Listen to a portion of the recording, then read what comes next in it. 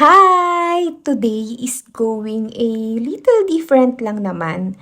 Siguro, let's talk kaya about the reality of balancing life, owning a small business, and starting a content creation. Hindi naman ako expert sa ganito. Siguro gusto ko lang mag-create ng question or answer na ako din yung sasagot based sa gusto kong sabihin, based sa nararamdaman ko. Ako na lang magtatanong sa self ko, what does your daily life actually look like right now? Honestly naman, eto promoting our perfume brand and then check yung skincare spa at yung real estate listing naman, more on promoting lang ako. But si Justin yung lahat ng gumagawa nun from editing, marketing, and pag-handle ng mga clients. Mostly kasi mga VIP yung mga nag-i-inquire. If VIP, you know what I mean. Kamusta naman yung business right now?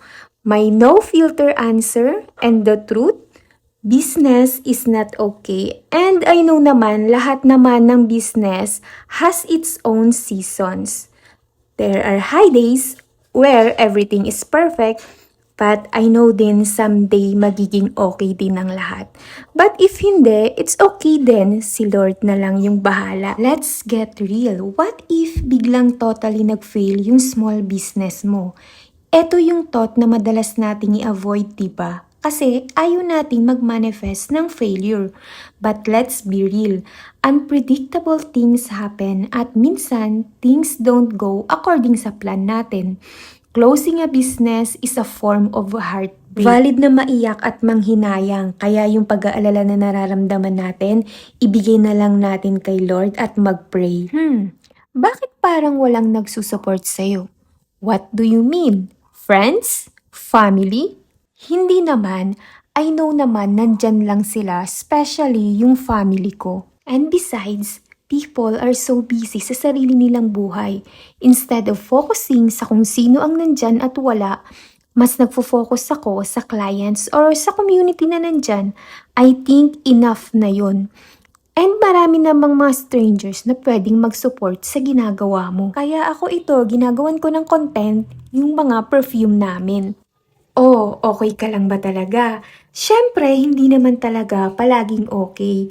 Pero, okay lang din yan. May mga days kasi na nababurn out ka. Take a step back, do walking, exercise, or jogging. Basta ako, ina-affiliate ko tong nabili kong slippers. Order na lang kayo sa basket ko ha. Anong pipiliin mo, mag-work o mag-content? If I had to choose between a traditional 9-to-5 work or content creation, sa ngayon, ang pipiliin ko, content creation. Kasi naniniwala ako, isa ito sa tool para ma-promote at ma-elevate yung small business. Pero kung may magandang opportunity, edi try din natin. Oh, shinare ko lang yung thoughts ko ha. Bye!